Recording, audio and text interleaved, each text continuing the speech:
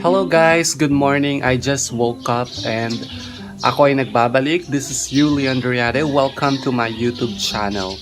And our today's video, guys, tuturuan ko kayo kung paano nga ba yung tamang paraan sa pag-upload ng videos sa YouTube. So just like me na nagbablog, ito yung paraan kung paano ako mag-upload ng mga videos sa YouTube channel ko.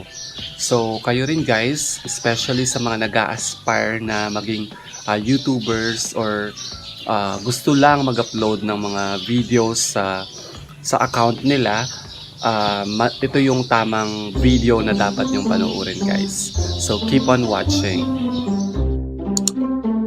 This is it guys. So eto nga, as I mentioned kanina, kakagising ko lang at wala pang hilahilamos yan. Actually nagko-coffee pa lang ako ngayon. So dumiretso na ako dito. I am now in front of my personal computer or laptop. Yung materials, sinut ko na siya kahapon. This is for a skincare product. Then inedit ko na siya. Lalagyan ko na ng scoring, nakagawa na rin ako ng thumbnail. Kasi yung editing guys, ginagawa ko siya sa cellphone ko. Tapos after ko siya ma-edit and all, ini-import ko siya sa laptop. So kapag nandyan na lahat yung materials sa laptop, yun, magsa-sign in lang ako sa YouTube channel ko. So ngayon guys, ipapakita ko sa inyo kung paano ako mag-upload ng video sa YouTube. Okay? So ito ay behind the scene sa paggawa ko ng vlog hanggang sa final touch. Okay? So watch this. So eto na guys, i-access ko na yung laptop ko. So kung mapapansin nyo, yung screen, ewan ko ba yung mga pamangkin ko, pinapanood to kagabi. So ayan, kailangan mo lang mag-sign in sa YouTube channel mo or sa account mo. Ayan. So ito yung ano ko, pinaka timeline or parang wall ng YouTube account ko. So nandito yung mga na-upload ko ng videos. So this time mag-upload naman ako ng pinakabagong video. So ito lang yung i-click natin. Hanapin nyo to.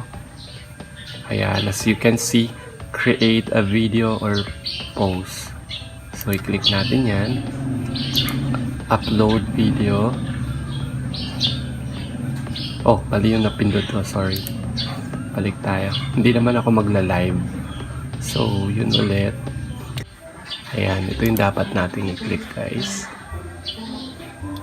So ito, pupunta tayo dito. Then now, select files to upload. So, i-click lang natin to.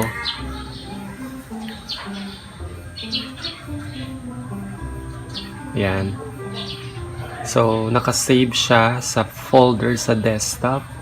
So, ito yung video na na-edit ko kahapon. Ayan, click and then open. So, as you can see guys, nag-upload na yung video. So, kapag connected kayo sa internet or like DSL or kami kasi naka PLDT fiber, mas mabilis siya. Lalo na kahit na ano lang, 3 Mbps yung speed ng connection namin. So, iba pa rin talaga kapag yung gamit natin sa pag-upload is connected tayo sa Wi-Fi or sa mismong connection. Ayan. So, it really takes time. Pero mas mabilis to guys, unlike sa pag-upload using mobile data. Ayan, 7% siya. So, habang hinihintay ko yung ganito, usually, ayan, nire-ready ko na yung description ng video. or yung vlog. Ayan, kita niyo yung screen ko. So eto guys, naka-ready na yung description para sa vlog ko. Sinulat ko na siya kanina. Usually sinusulat ko siya dito lang sa notepad ko sa desktop para copy paste na lang ang gagawin ko. So ayan, meron na rin ako naka-ready draft na lagi kong ginagamit at ini-include sa lahat ng description ko. So ayun guys, una natin kokopyahin yung title ng video. So nasa inyo kung anong gusto niyo maging title ng video na i-upload nyo. So ito, ilalagay ko na siya dito. I-paste ko lang siya. Ayan.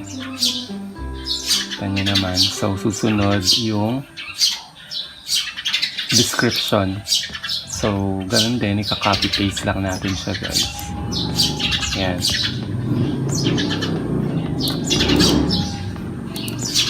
So balik tayo doon. At ilalagay lang natin siya dito.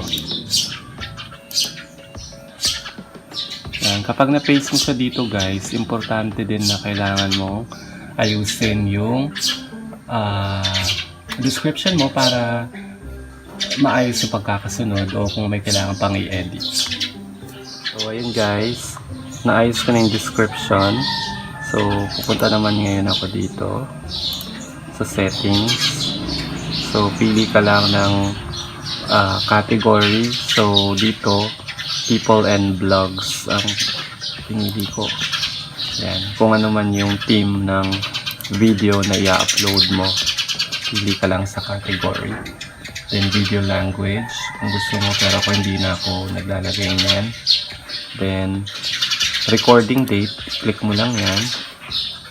So, yun lang. Then balik tayo dito sa basic info.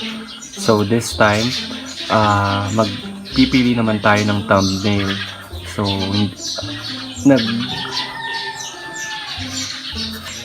dahil gumagawa talaga ako ng thumbnail sa mga vlogs ko.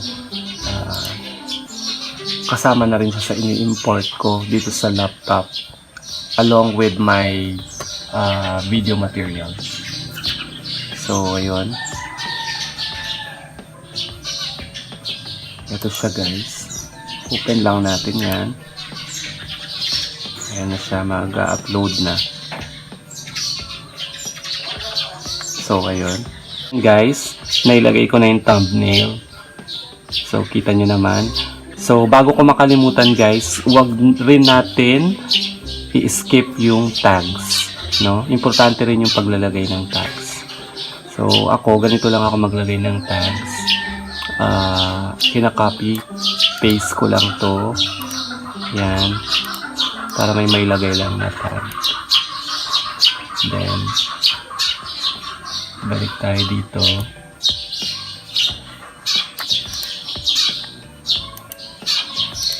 Yan.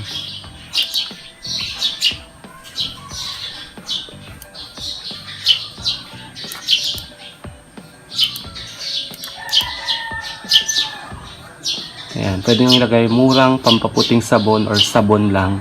Enough na yan. Ayan guys, so yan. May mga tags na tayo.